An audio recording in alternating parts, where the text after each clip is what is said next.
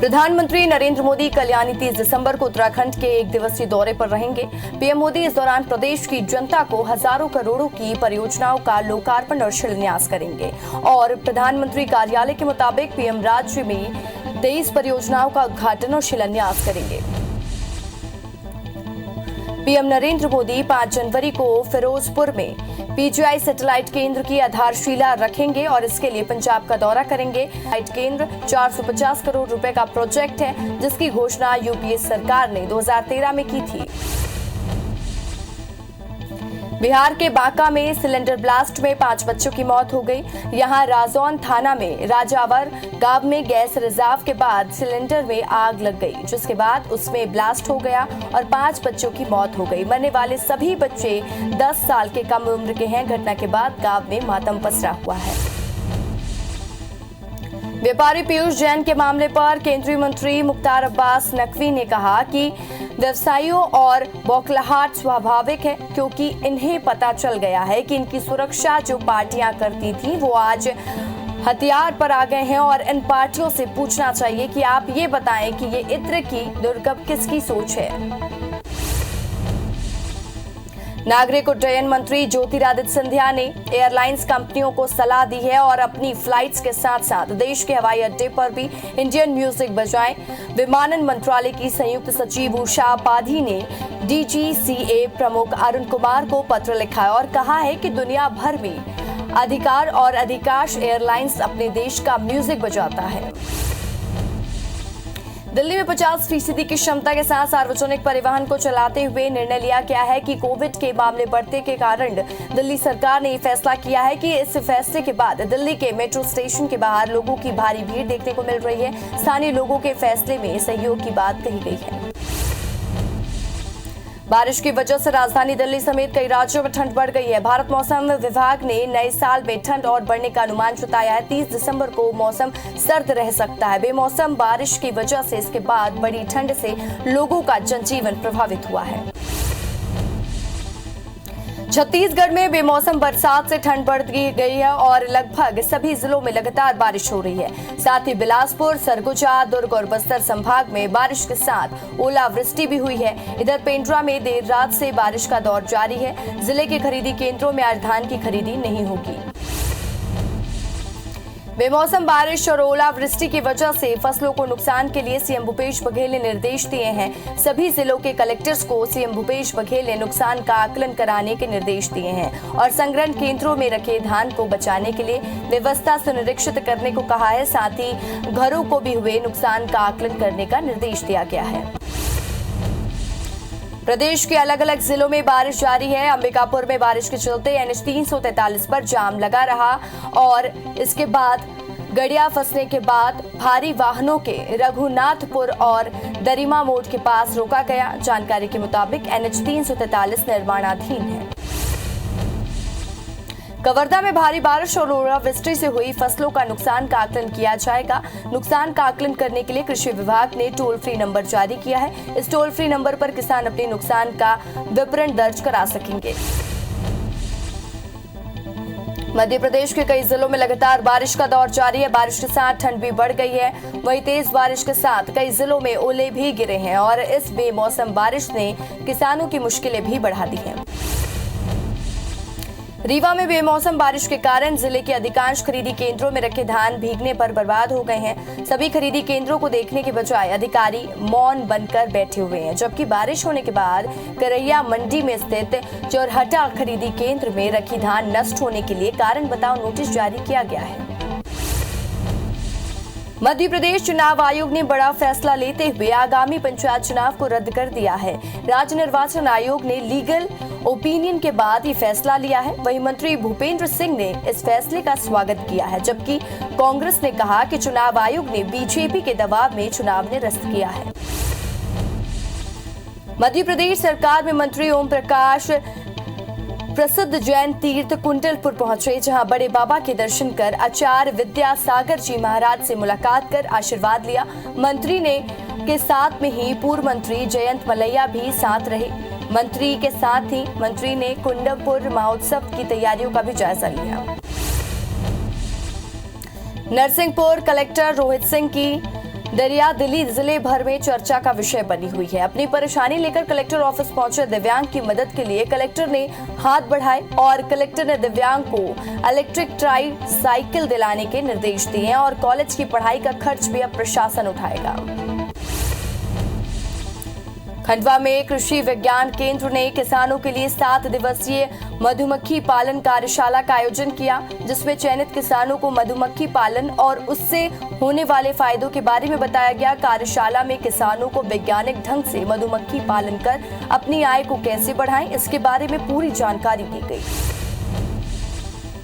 भोपाल में model school TT नगर में कर्मचारियों ने प्रशिक्षण निरस्तीकरण आदेश नहीं भेजने पर हंगामा किया। चुनाव में ड्यूटी वाले कर्मचारियों को प्रशिक्षण के लिए बुला लिया गया था, जबकि कल रात को ही चुनाव निरस्त होने के आदेश जारी हुए हैं। दतिया में किसान अपनी धान की फसल की तौलाई समय पर नहीं होने से परेशान है। किसानों का कहना है कि उपार्जन केंद्रों पर धान की तौलाई नहीं की जा रही है, जिससे जिले भर के किसान परेशान हो रहे हैं और परेशान किसान कलेक्टर कार्यालय और खाद्य नागरिक आपूर्ति विभाग के चक्कर लगाने को मजबूर है।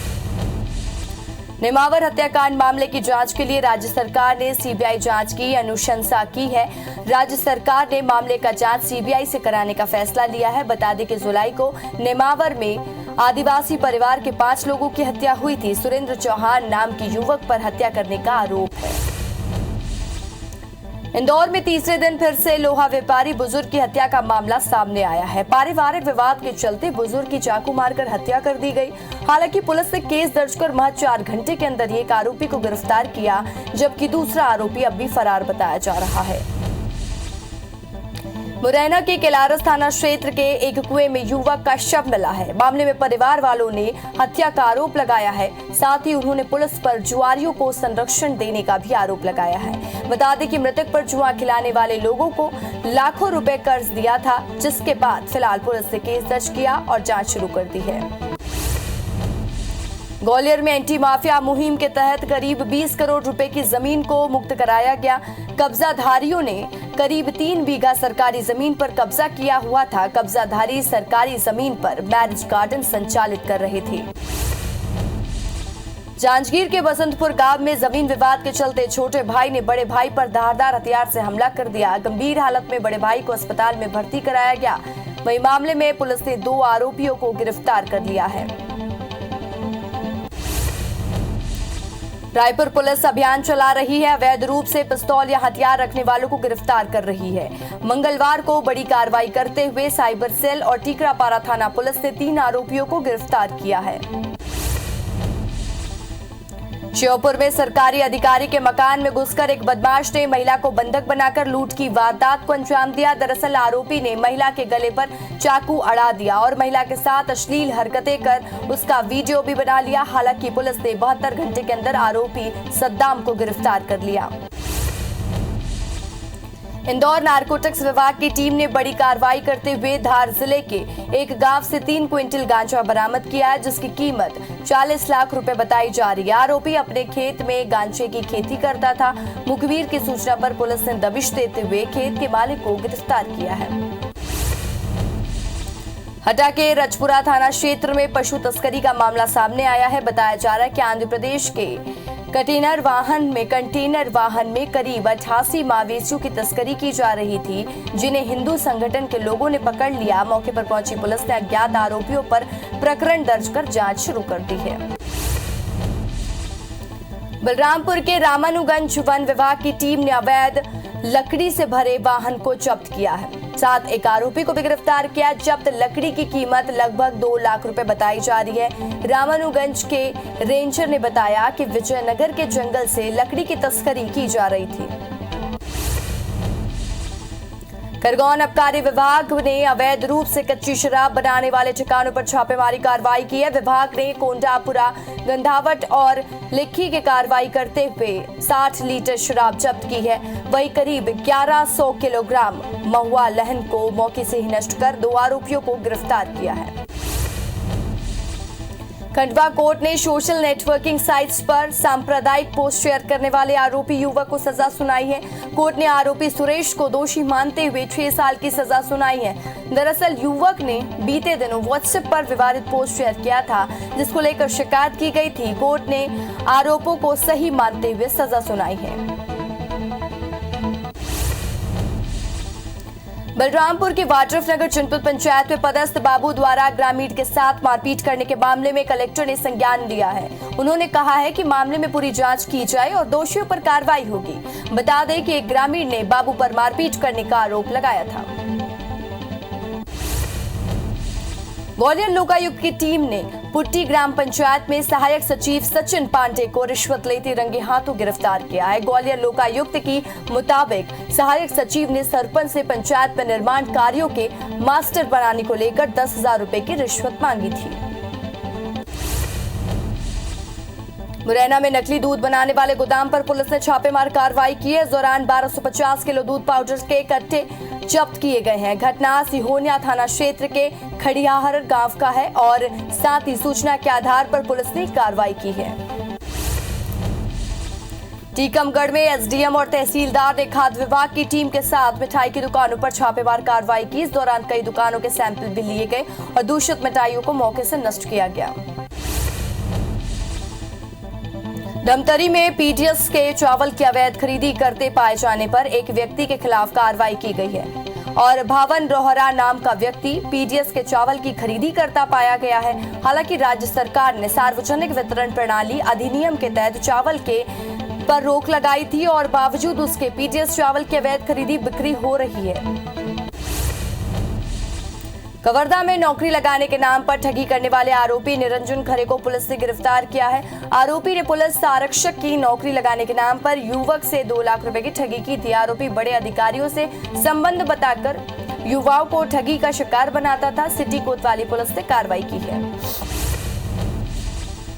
टीकमगढ़ में फर्जी तरीके से 5 एकड़ जमीन बेचने का मामला सामने आया है और रजिस्ट्रार कार्यालय में सक्रिय दलालों ने फर्जी महिला भूस्वामी को पेश कर 25 लाख रुपए में जमीन का सौदा कर दिया। फिलहाल तहसीलदार ने सभी नामांतरित।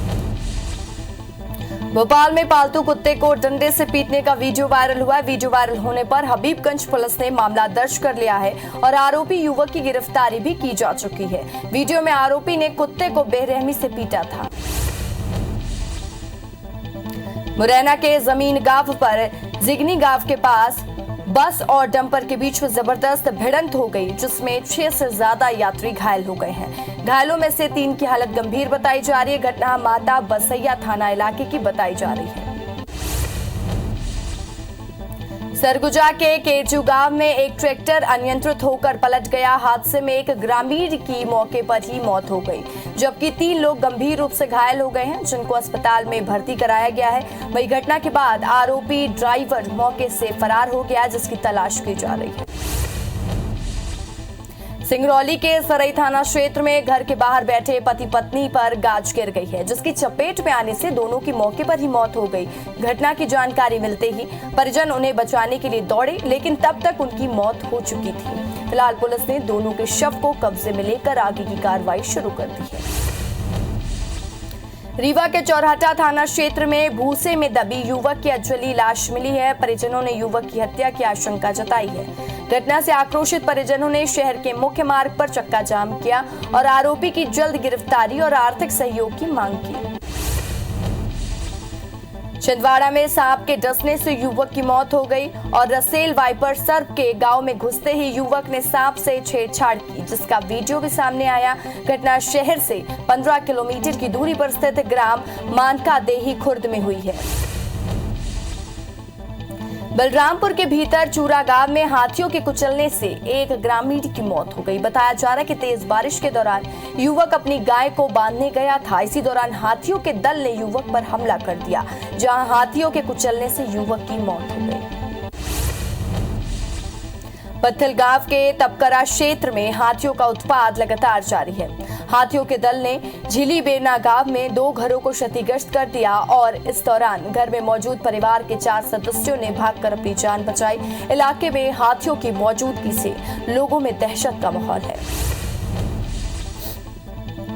छतरपुर में एक युवक ने कुत्ते के साथ फांसी लगा ली और जिसमें कुत्ते की तो जान बच गई, लेकिन मालिक कमलेश की मौत हो गई। दरअसल कुत्ता युवक का पालतू था, लेकिन 2 बार कुत्ते के द्वारा युवक की मां को काटने के बाद मां ने कुत्ते को भगाने या मारने को कहा, जिसके बाद युवक ने गुस्से में कुत्ते के साथ फांसी लगा ली।